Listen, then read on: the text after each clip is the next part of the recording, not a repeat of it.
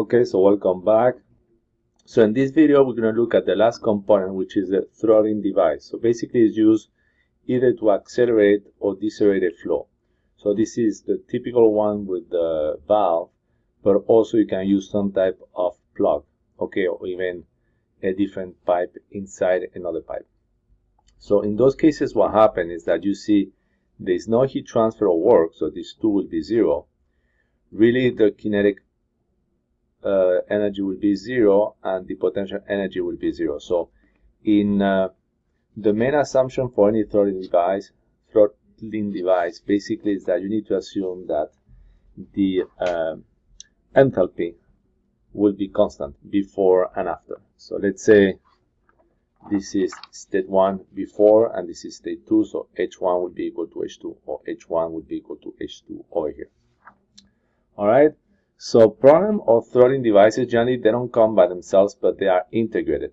So I put this figure, but imagine somewhere over here you put a throttling device. So basically we need to combine everything we have learned so far. The turbine, might be the compressor, might be the pump, might be the condenser, might be a boiler, or might be the throttling device. Alright, so we're going to do one example, which basically is this problem. So basically what do we have over here? If you read the problem statement, basically what's on the figure. So we have a refrigeration liquid, so refrigerant 134A, that goes first through a valve at 9 bars. So at the exit it will be at 2 bars. But what do we know? H2 will be equal to H1. Now it goes into a heat exchanger. So you see it comes in at 9 bars. Whatever happens at the heat exchange is always at constant pressure, and the exit temperature is 10 degrees. One other thing we need to find is what is the temperature over here at point 2. So we do that. And then on this side, you're going to have water. So you see the water comes at 25 degrees Celsius and exit at 15. So that means that actually this water is doing what? Is heating the refrigerant. The refrigerant 134A. And what we need to find is to find the mass flow rate of refrigerants, so the mass flow of M2 and 3, because we have the one on M4 and 5. Alright, so let me just redo this figure on the next page, because you know the figure is part of the solution. So if I go over here, now let me just redo it. So let's see, how can I do this? So I will first do the heat exchanger.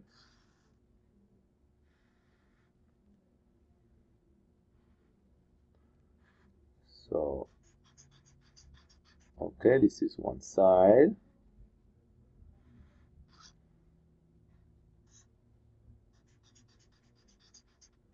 This would be the other side. So we know this is 0.2, this is 3, and on this side we're going to have the throttling device, or the valve. Oops. And this would be 1, 4, and 5. Alright, so let's see. What do we know over here? Let's say over here is refrigerant 134A. We know we'll be going this way. So, or we'll be going this way here. So we know that the mass flow rate of 2 will be equal to the mass flow out at 3. And this one we have that. Okay, let's first do the refrigerant. We know that P1 is equal to 9 bars. P2 is equal to 2 bars. P3 equal P2, and T3 equal to 10 degrees Celsius. T4 is water, and we know that T4 25 degrees Celsius. P4 1 bar, and for 2 2 kilograms per second. And finally, T5 will be equal to 15 degrees Celsius, and P5 equal P4. And we need to find what? In this problem, we need to find T2 and M2.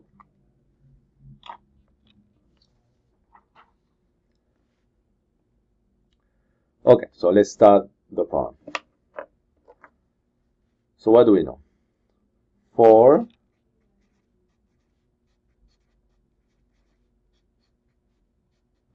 Throttling device, we're going to know that, so it's over here. You know I'm big in figures. So 1, 2. Okay, so for this system over here, we will get that H1 equal H2.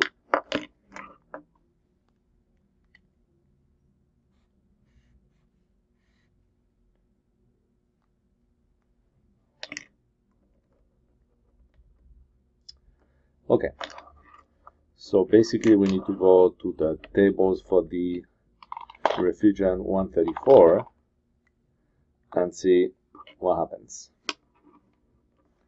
So let me go tables for refrigerants.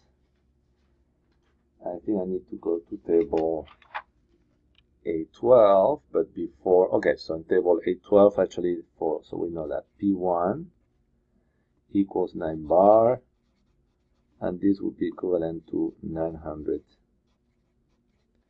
kilopascals. Okay, so what do we have on, I think I'm missing some important information here, is that what is the state at 1 is saturated liquid.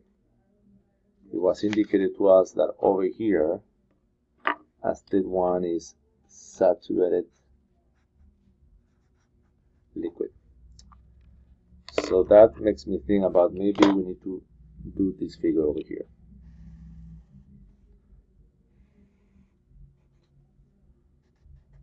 So let's do T, and then I'll see what I put over there. This curve. So we'll have 2 lines over here because one needs to be at 9 bars.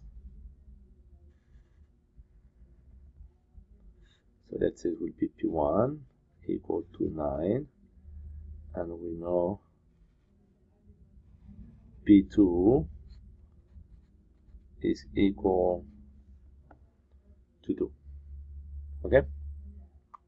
Since we're dealing with H1, H2, probably the best way to do it here is, let's say this is 1, we know it's saturated liquid, and let's put H over here. You could put really any other property, but since it's H, this one we know H1 equal to H2. Okay?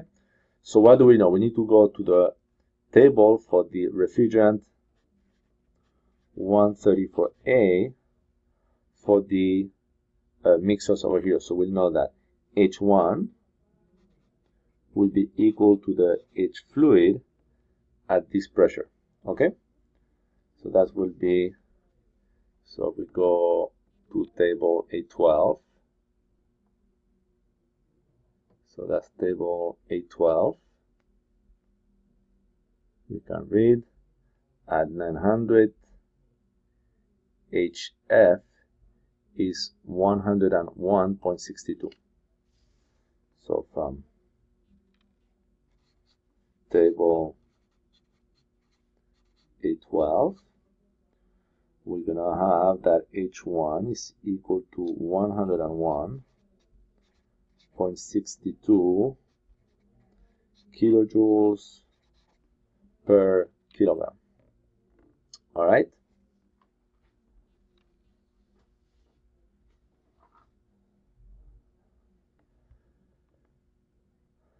Okay. So now, I mean, from the figure, kind of say that you see that the state should be a mixture, but let us check. So let's look at table 812 again, but this time let's look at P2 will be 2 bars, which is 200 kilopascals. So in that case, let's go to table 812, so it will be 200.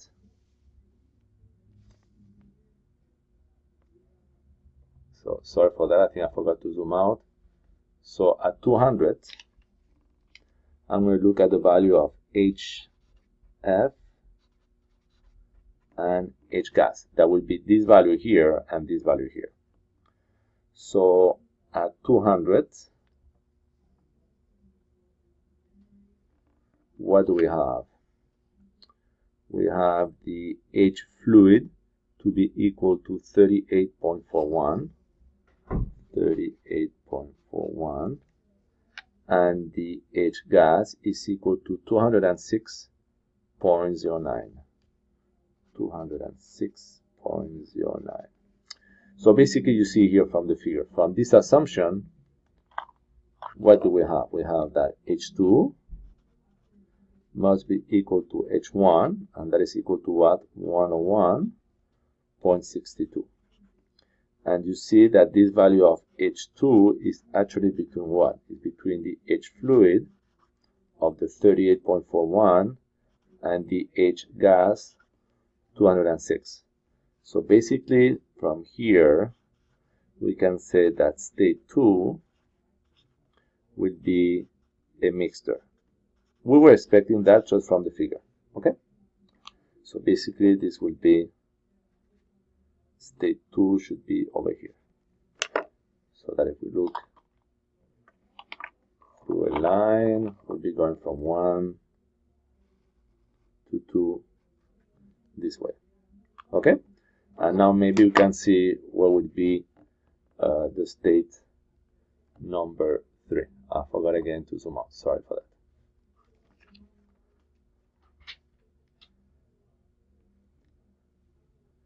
Okay, so now that figure actually is the one which is going to help us to solve the problem.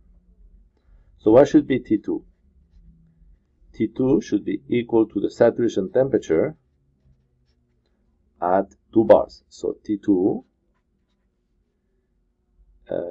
must be equal to the saturation temperature at 2 bars. So basically that was the same from here. So same line as we did over here from table 812 at P equals 2 bars or 200 kilopascals. We find that T saturation to be equal to, we come again to the same figure over here, and we have that at 200 minus 10.09 degrees Celsius. So this should be minus 10.09 degrees Celsius. So that means what? That T2 will be equal to minus 10.09 degrees Celsius.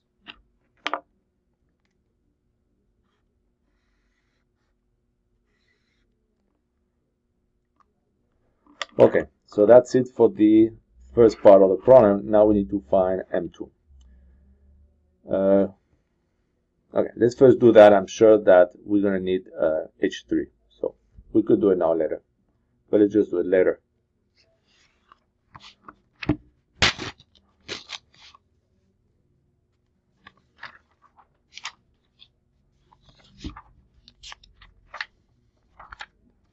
Alright, so let me redo very quick a figure over here. So this is our heat exchanger.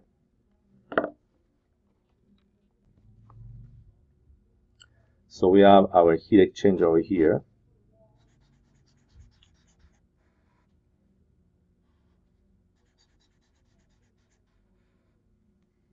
In which, what do we know? So this will be 2,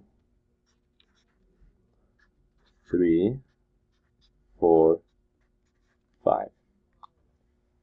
So we'll know over here that mass flow going out will be equal to the mass flow coming in. This is the refrigerant, M2. And what do we know about 3? We know that P3 equal P2, and that T3 equal to 10 degrees Celsius. Okay, so just now by looking at this, let's go back to the previous page. Okay.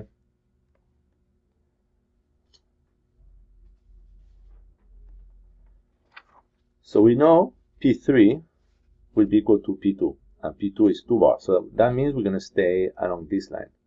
What is here the saturation temperature? Is minus 10.09. And here the temperature is T. So really 0.3 should be, it should be much higher than here, but it should be on which region? It would be saturated gas. Okay?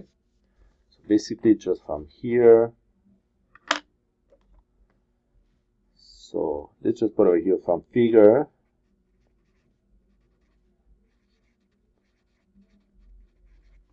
Which figure the TH in the previous page.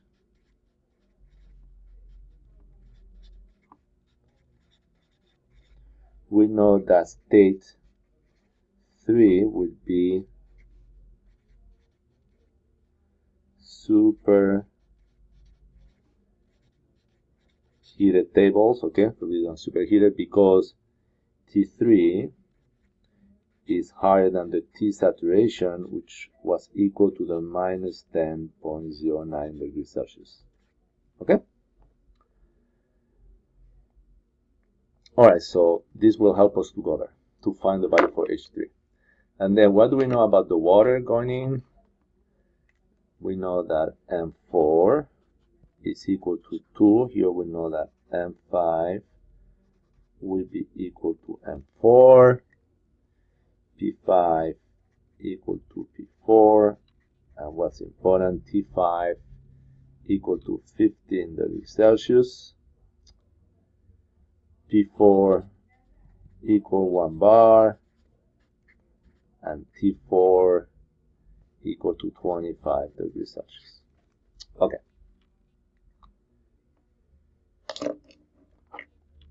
So let us go find the value for the H now, since we have this.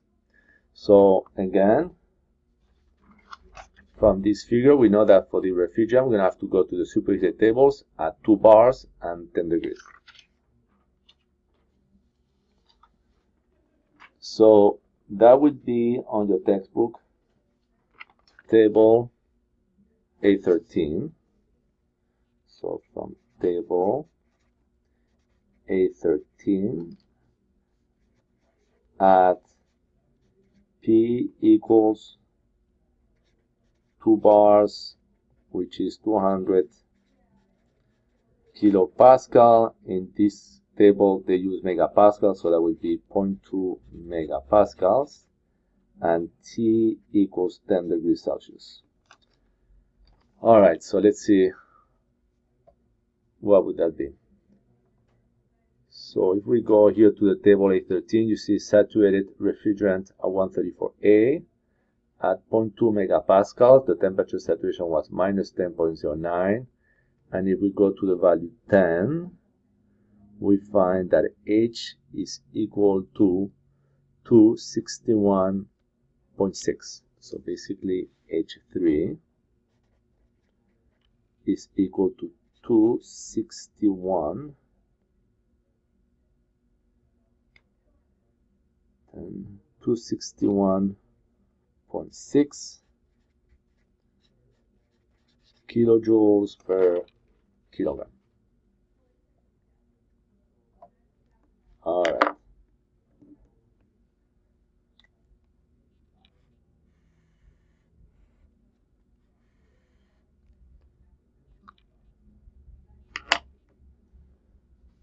All right, so now let's see what happens for the water. So now the water, which we did in orange, we need to find H4 and H5. Okay, so what do we know?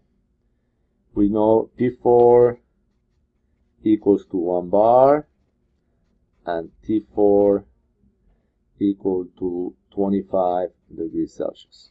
Alright, so this is the delicate issue with these liquids. Alright, if you remember, this could be VOH, it would be H. For this type of problems, we say that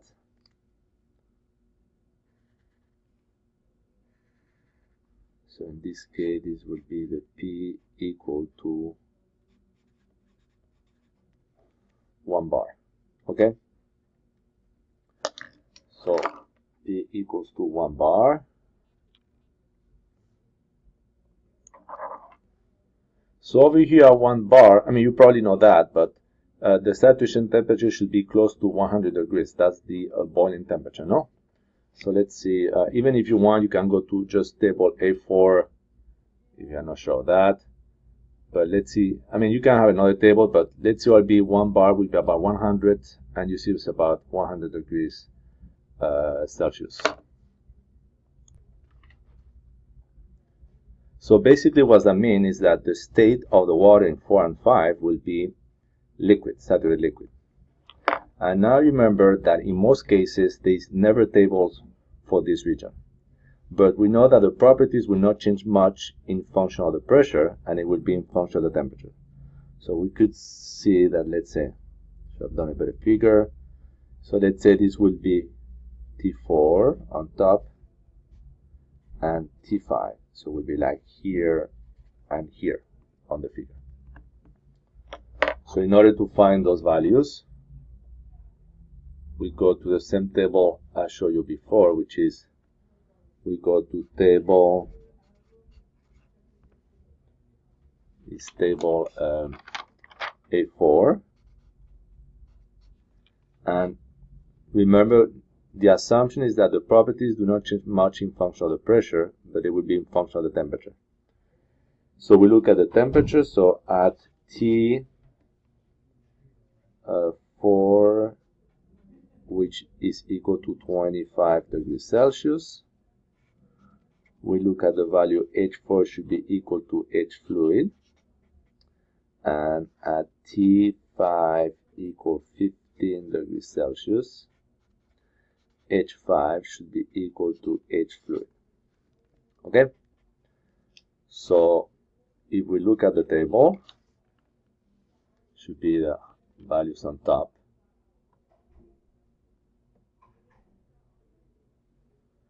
So let's see, for which one is first? 25. So for 25, H fluid is equal to what? Oh, this is the saturated water table. We could use this one, but then it would be a lot more complicated because then we'll have to look at the pressures. So let's see if there is, no, this one should work. So let me see something. So at 25 degrees Celsius, H fluid is 104.83. 104.83 kilojoules per kilogram. And at 15, H fluid is equal to 62.92.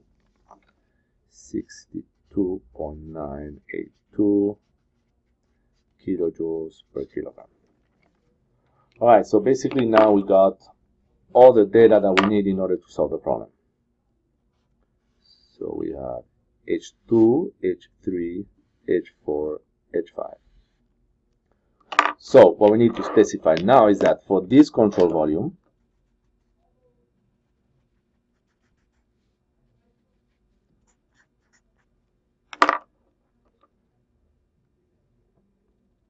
so I was saying about for this control volume over here, the one containing the heat exchanger, we can rewrite the first principle of thermodynamics for a control volume, which would be what? Is Q dot heat transfer minus power plus whatever is going in. So what's going inside this system is m dot 2 H2 of the refrigerant, but also we have the water going in this way, so it will be plus m dot 4 H4. And now on this side you put whatever is leaving, so we'll have refrigerant, we'll have m2 H3, and the water is leaving over here, m4 H5. On this figure, you see there's not Q or work. Okay, there's no heat added, heat transfer, there's no power added or removed. So these two will be 0. So that will mean what? That we'll have M2 H2 minus H3. That will be equal to M4 H5 minus H4. Over here, we know M4, we need to solve for M2. So we can say M2 mass flow 2 will be equal to M4 H5 minus H4 divided by H2 minus H3. And we have all the data that we need. So from the problem statement, what is M4? Is 2 kilograms per second. Okay? And the units of the H will cancel out. So if we do a recalculation, what we have, M2 will be equal to 2 times H5 was equal to 62.982 minus H4 104.83. Now H2 was equal to 101.62, and H3 we found that to be equal to 261.6. Okay, so if you plug those numbers into your calculator, you find that the mass flow rate is 0.523 kilograms per second. Okay, so I want you to remember that I always try to give in my solution as many details as I can. Okay, but you could do all these problems a lot faster. Thank you for your time and consideration.